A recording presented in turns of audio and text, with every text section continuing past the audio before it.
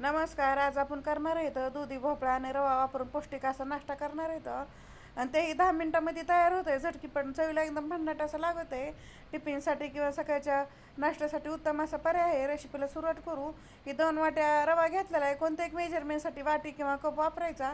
रवा तुम्ही बारीक घेतला तरी चालतंय किंवा असं मोठा रवा असं तरी चालतंय. एक वाटी दही टाकून घेतलेलं आहे आणि त्याच वाटीने एक वाटी पाणी टाकायचं आणि सगळं चांगलं मिक्स करून घ्यायचं, कारण आपला रवा फुलण्यासाठी ठेवायचा आहे.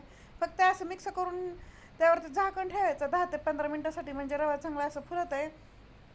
रवा फुलत आहे तेपर्यंत आपण इकडं तयारी करून घेऊ. हे 400 ग्राम दुधी घेतलेलं आहे.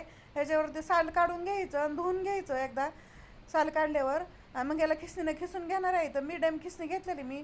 तुम्ही बारीक किंवा अशी जाड खिसणी घेतली तरी चालतंय, पण हे कापून घ्यायचं नाही, असं खिसूनच घ्यायचं, म्हणजे एकसारखं मिक्स होतं आहे आणि चवीला पण खूप छान असं होतं बघा. थोडंसं असं खिसून दाखवलं आहे तुम्हाला. याच पद्धतीने सगळ्यात आपण दुधी खिसून घेणार आहेत. पौष्टिक असं नाश्ता करणार आहेत. मुलांना दुधी खात नाहीत, मग असं जर नाश्ता करून दिला तर ते ओळखणार नाही म्हणजे आपण दुधी टाकलेली म्हणून. आता हे रवा 10 ते 15 मिनटानं चांगला फुललेला आहे, पाहू शकता. याला एकदा मिक्स करून घ्यायचं. पूर्ण पाणी त्यामध्ये दही टाकल्या पूर्ण ॲब्झॉर्ब झालेलं आहे. हे आता दुधी खिसून घेतलेलं आहे ते पूर्ण त्यामध्ये टाकून घ्यायचा, कारण जास्त बाहेर ठेवायचं नाही त्याला. ते दुधी जर रवे ठरवतं तर काळा पडत आहे. त्यात 2 मिडियम साईजची शिमला मिरची टाकल्यात बारीक कापून. 2 मिडियम साईजचे कांदे घेतलेले आहेत आणि 3 हिरव्या मिरच्या आहेत. आपल्या आवडीप्रमाणे कमी जास्त तिखट करू शकता. चवीप्रमाणे मीठ टाकायचं आणि भरपूर अशी कोथिंबीर टाकायची आणि अर्धी वाटी पाणी टाकणार आहे. अर्धी वाटी पाणी टाकून हे सगळं चांगलं एकत्र मिक्स करून घेणार आहे.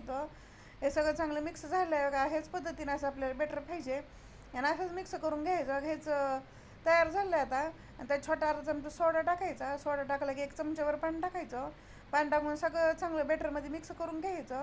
तुम्ही सोड्याच्या ऐवजी इनो वापरत तरी चालतं, लिंबू फ्लेवरचा वापरायचा किंवा दोन्ही नाही वापरत चालतं, पण सोडा किंवा विनो वापरल्यामुळे मऊ असा नाश्ता तयार होत आहे. आणि एक छोटंसं पॅन घेतलं आहे, त्यामुळे छोटा चमचा तेल टाकलेलं आहे आणि छोटा अर्धा चमचा मोहरी टाकायची आणि थोडंसं पांढरं तीळ टाकलेलं आहे. 5 ते 6 कढीपत्त्याचे पानं टाकायचे आणि त्यामध्ये जे आपण बेटर करून घेतलं आहे त्यामध्ये 1 चमच्याभर बेटर एकसारखं असं चौकट पसरून घ्यायचं. मी छोटाच पॅन घेतलेला आहे, तुम्ही मोठाही घेऊन त्यामध्ये करू शकता. तर आणि बारीक गॅस करायचा आणि बारीक गॅसवरती झाकण ठेवायचं. 5 ते 6 मिनटासाठी चांगले शिजून द्यायचं. खालची बाजू तो अजिबात पलटी करायचं नाही. वरची बाजू सुकल्यासारखी झाली की त्याला पलटी करून घ्यायचं.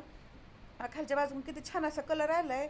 पलटी करून घेतलं दुसऱ्या बाजूकून 4 ते 5 मिनटासाठी शेकून घ्यायचं. दोन्ही बाजूकून छान असा कलर आला आहे. पलटी करून घेऊ आणि झटकीपट असा नाश्ता तयार झाला आहे की चवीला भन्नाट असं होतं आहे. अजून 1 मिनटासाठी झाकण लावून घ्यायचं आणि काढून घेऊ. आता किती मुलांना असं नाश्ता तयार झालं आहे. तुम्ही चटणीसोबत किंवा दह्यासोबत खायचा आणि मुलांच्या टिफिनसाठी किंवा सकाळच्या नाश्त्यासाठी उत्तम असा पर्याय. झटकीपट तयार होतं आणि पौष्टिक नाश्ता आहे. मुलं आता भाज्या खायचं म्हणले की असं कानकुचरपणा करतात, पण असंच हे पद्धतीनेच आपण त्यामध्ये टाकून दिल्या तर ते ओळखणार पण नाही तर कशापासून केलं आहे आणि सगळेजण आवडीनं खात्यात आणि बेसिक साहित्यामध्ये होतं आहे. बाहेरनं काही आणायची गरज लागत नाही. माझी रेसिपी कशी वाटली कमेंटमध्ये नक्की सांगा. आवडली असते तर लाईक करा, शेअर करा आणि चॅनल जर नवीन असं सबस्क्राईब करा आणि बेल आयकॉन दाबायला विसरू नका.